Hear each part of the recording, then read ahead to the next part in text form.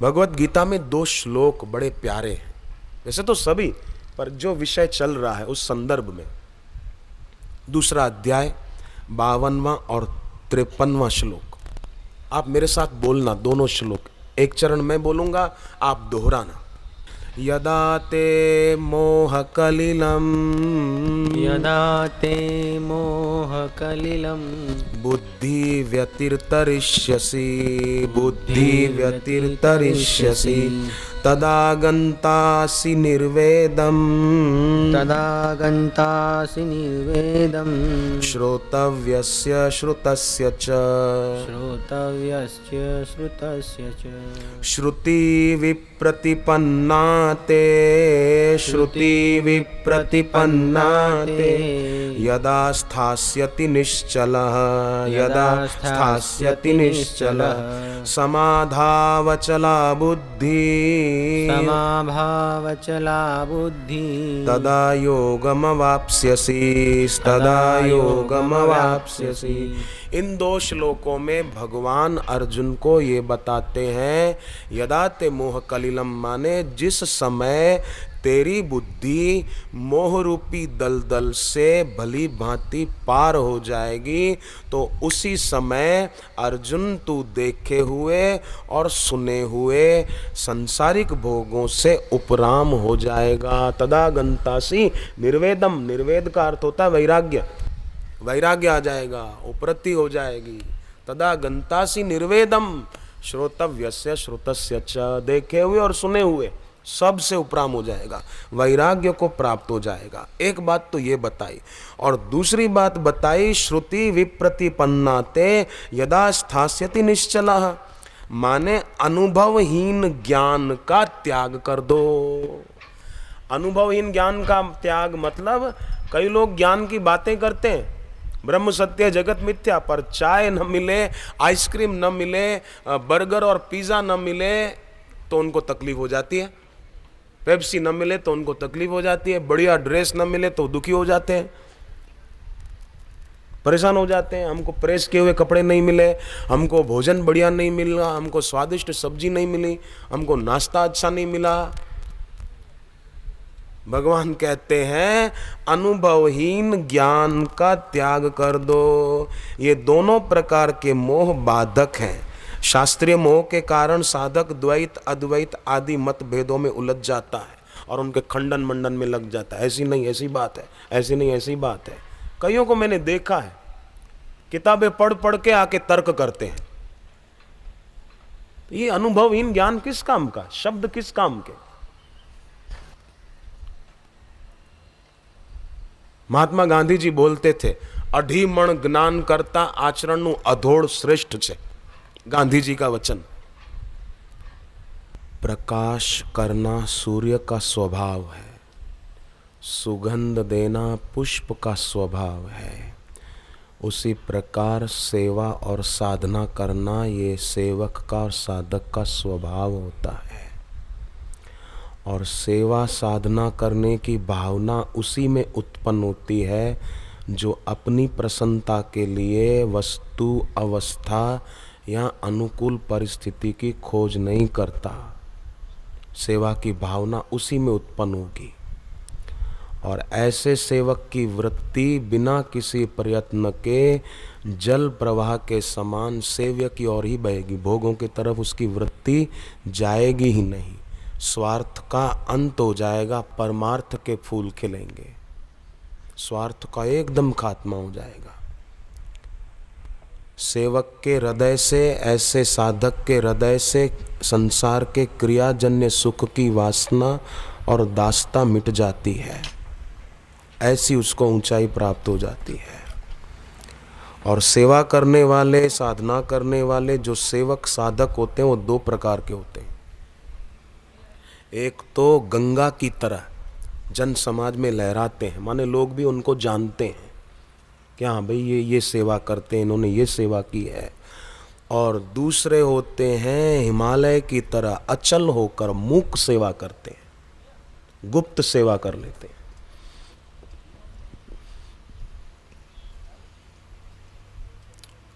ये सेवक भी अच्छे उत्तम हैं और पहले वाले भी अच्छे हैं, दोनों प्रकार के सेवक जानते हैं कि सेवा किए बिना हमारी साधना में उन्नति नहीं होगी, बरकत नहीं आएगी।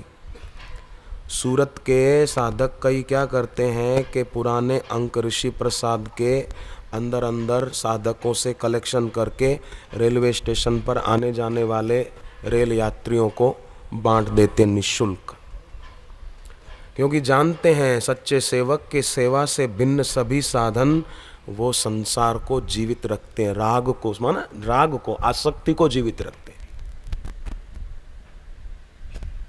मैंने ऐसा देखा है, कईयों के जीवन में देखा है, राग बना रहता है, छूटता ही नहीं है।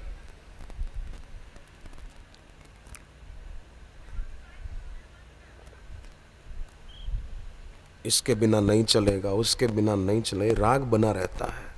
परंतु सेवा करते हैं, अगर सेवा में रुचि रखते हैं तो सेवा राग को खा जाती है।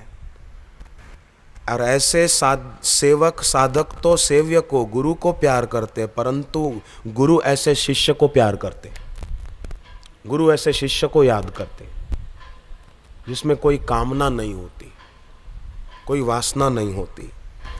इसलिए प्रेम पात्र का, भगवान का, गुरु का प्रेम पाने के लिए अपने जीवन में सेवा और साधना दोनों जरूरी है।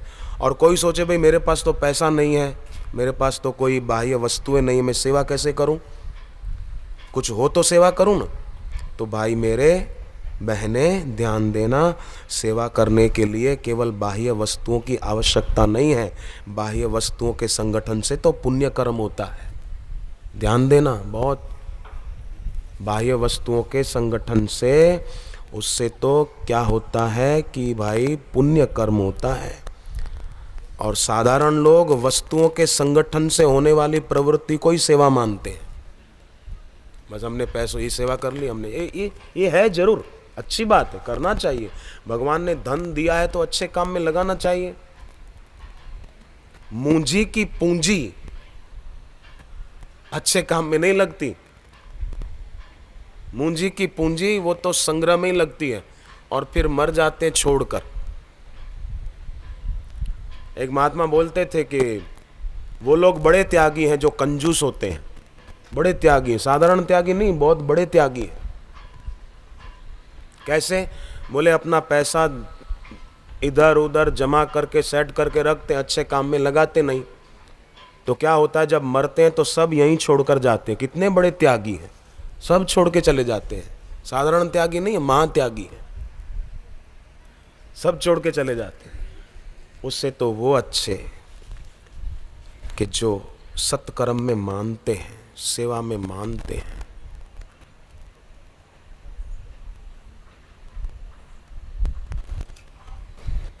सेवा करने वाले सेवक जो होते हैं ना, अच्छे काम जो करते हैं, सत्कर्म जो करते हैं, उनकी इंद्रियों के द्वार अपने आप बंद हो जाते हैं। उनको साधना करनी नहीं पड़ती, उनकी साधना होने लगती है। उनकी इंद्रियां बहिर्मुख नहीं रहती, चंचल नहीं रहती, अंतर्मुख हो जाती, और उनकी मनोकामनाएं भी पूरी हो जाती। निसंतान है तो संतान प्राप्ति होगी, अर्थ की कुछ कमी है तो उसको अर्थ प्राप्ति भी होगी, शरीर में रोग है कुछ तो रोग निवृत्ति भी होती है।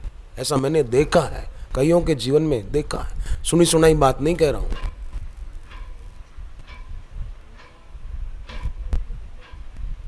रोहतक हरियाणा के एक भाई साहब ने बताया 85 लाख रुपया कर्जा उतर गया, बोले मेरे सिर से। अब एक पैसे का भी कर्जा नहीं। कभी बापूजी को उस आदमी ने कहा नहीं था, बापू मेरे सिर पे 85 लाख रुपया कर्जा है, मैं कैसे उतारूं, आप मेरे को आशीर्वाद दो, मेरे सिर से ये कर्जा उतर जाए। कभी नहीं कहा। केवल वो तो अपनी साधना करते थे और थोड़ी जो सेवा कर लेते थे। तो आशीर्वाद मांगना नहीं पड़ा, आशीर्वाद गुरु के दिल से निकल गया और काम हो गया। अभी मजे में है। अभी मेरे को कह रहे थे, दिवाली पर अहमदाबाद आए थे, बोले मेरे को कोई सेवा बताओ, मैं सेवा करूं, तन से धन से, आप जो बताओ मैं करूं।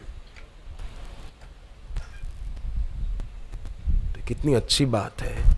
आशीर्वाद गुरु से मांगने की जरूरत ही नहीं, आशीर्वाद तो गुरु से बरसता है। कभी सूर्य को बोलना पड़ता है धूप दे, धूप दे, धूप दे, रोशनी दे, कभी अग्नि को बोलना पड़ता है गर्मी दे, उष्णता दे, वो तो देती है। ऐसे ही गुरु को कहना नहीं पड़ता है कि गुरु जी आशीर्वाद दो, गुरुदेव आशीर्वाद दो, बापू मने आशीर्वाद आपो, बापू मने आशीर्वाद आपो। मांगवानी जरूरत नहीं। फूल से सुगंध झरती है, दिए से रोशनी झरती है, सूर्य से प्रकाश झरता है, उसी प्रकार गुरु से आशीर्वाद बरसता है गुरु के द्वारा।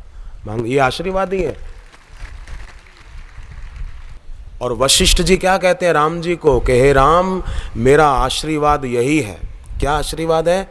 वशिष्ठ जी कहते हैं, योग वशिष्ठ में लिखा है, मेरा आशीर्वाद यही है कि चींटी से लेकर ब्रह्मा जी तक तुम्हारा किसी में राग न रहे, आसक्ति न रहे, ममता न रहे। क्योंकि आसक्ति और ममता होती है तो क्या होता है, दोबारा जन्म लेना पड़ता है। जैसे यहाँ पर बैठे हैं, थोड़ी देर के बाद अभी गुरुदेव पधारेंगे तो दर्शन करके जाएंगे, फिर जाएंगे तो दोबारा लौट कर कौन आएगा? जिसकी कोई चीज़ रह गई, आसन रह गया, अरे मेरी बोतल रह गई, मेरा थैला रह गया, मेरी टोपी रह गई उधर ही, हाँ मेरे बापूजी आए तो मैंने टोपी उतारी थी तो वहीं रह गई, अरे अरे चलो मैं ले आऊँ, मेरा पर्स रह गया, मेरा मोबाइल रह गया, मेरा चश्मा रह गया। तो जिसकी कोई चीज़ रह गई वो दोबारा आएगा, मेरी चीज़ रह गई। ऐसे ही मृत्यु जब होती है, जीव शरीर छोड़कर जाता है तो दोबारा जन्म लेकर वही आता है जिसकी कहीं न कहीं आसक्ति रह गई, मेरा ये, मेरी ये, तो दोबारा आना पड़ेगा। फिर हो सकता है छिपकली बनकर भी आ जाए कि मेरा घर है, घूमो भाई, आपके घर में घूमो। इसीलिए सेवा की इतनी महिमा है कि सेवा करने से और जप करने से राग मिट जाता है, सेवक सेव्य का हो जाता है। तो सेव्य की कृपा से उसमें ऐसी शक्ति आ जाती है कि वो सब बंधनों को तोड़ देता है। तो जो सेवा करते हैं या इस आयोजन में जिन्होंने सेवा की है या अभी भी जो सेवा इधर उधर कर रहे हैं, वो सेवक बड़े भाग्यशाली हैं कि सेवा करने का अवसर प्राप्त हो गया। और सेवा करने से, साधना करने से, सत्संग सुनने से एक और भी ऊंचा लाभ होता है, बहुत बड़ा लाभ होता है। वो कौन सा? कि अस्वाभाविक इच्छाएं जो उठती है वो नष्ट हो जाती है। आप देखो, मुझे एक बहन ने बताया, बोले हमारे घर में क्या हुआ एक बार। सेवा का मतलब कोई एक यही मत समझना कि कहीं झाड़ू लगा दिया, कहीं एक काम कर दिया, केवल इतना ही नहीं है। सिखों के ग्रंथों में तो हम जो पूजा पाठ आदि करते हैं ना, उसको भी सेवा में गिना है, सेवा पूजा ऐसा गिना है। और भी कई शास्त्रों में ऐसी बातें आती हैं, मैंने पढ़ी है।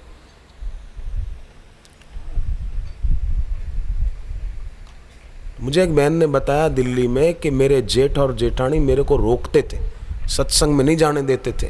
तो मैंने सोचा है क्या करूं, इनको भी रंग कैसे लगे।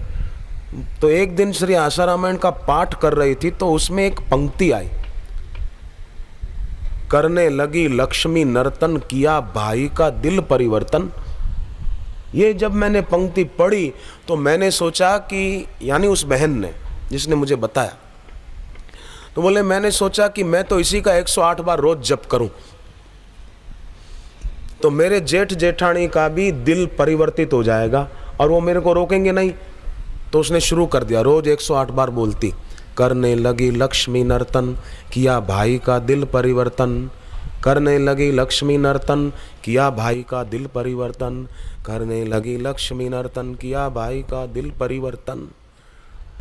उस महिला ने बताया, बोले 7 दिन मैंने किया, 8वें दिन तो मेरे जेठ खुद कहने लगे कि हम भी सत्संग में चलते हैं, आज चलो। रविवार को वो भी मेरे साथ चले, सत्संग में आ गए। और करने लगी लक्ष्मी नर्तन, ये भी साथ में 108 बार रोज हुआ। तो हमारे घर में अब इनकम भी अच्छी हो गई, पहले की अपेक्षा बढ़िया हो गया। कैसी अच्छी बात है बोलो। अब ये बात सुनने से औरों को भी प्रेरणा मिल गई। कभी कोई रोकता टोकता हो या नहीं आने देता हो तो आप भी ये प्रयोग करके देखो। हृदय के भावों में, पुकार में बड़ी शक्ति है।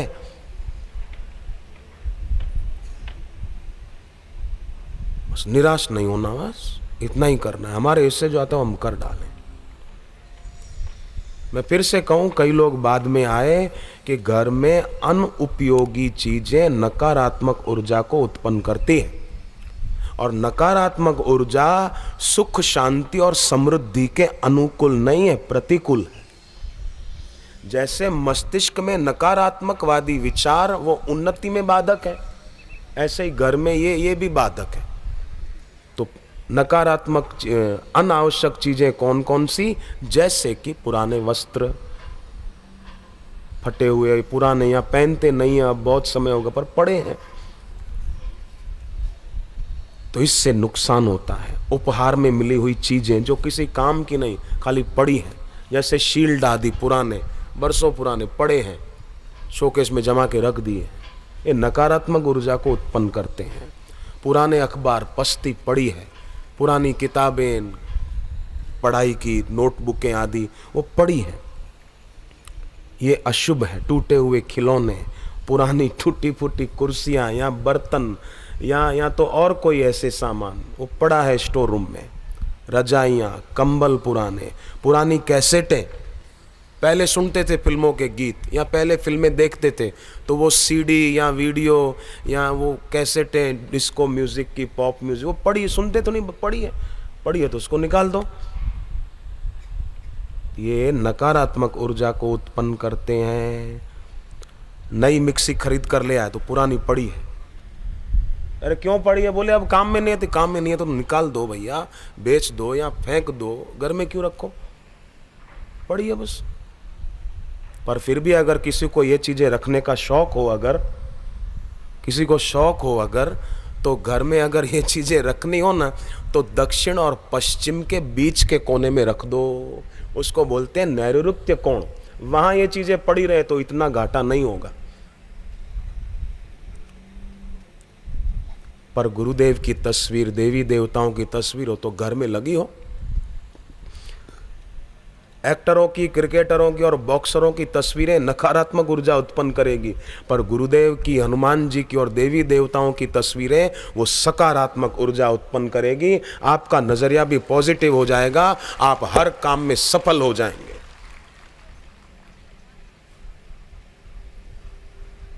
कितने सरल उपाय हैं, फिर भी कोई न करे तो अब क्या किया जाए। वास्तु के ग्रंथों में तो ऐसी बात भी आती है कि घर में अगर बंसी बजाओ ना, बंसी, तो बंसी बजाने से भी, बजाना आता हो तो थोड़ा बहुत बंसी बजाए ना, तो नकारात्मक ऊर्जा का प्रभाव खत्म हो सकता है। तो मैं तो कहूं, बंसीनाथ ध्यान नाम की एक कैसेट है अपनी, बापू जी के सत्संग ध्यान की, गुरुदेव ने ध्यान करा और बंसी बज रही है,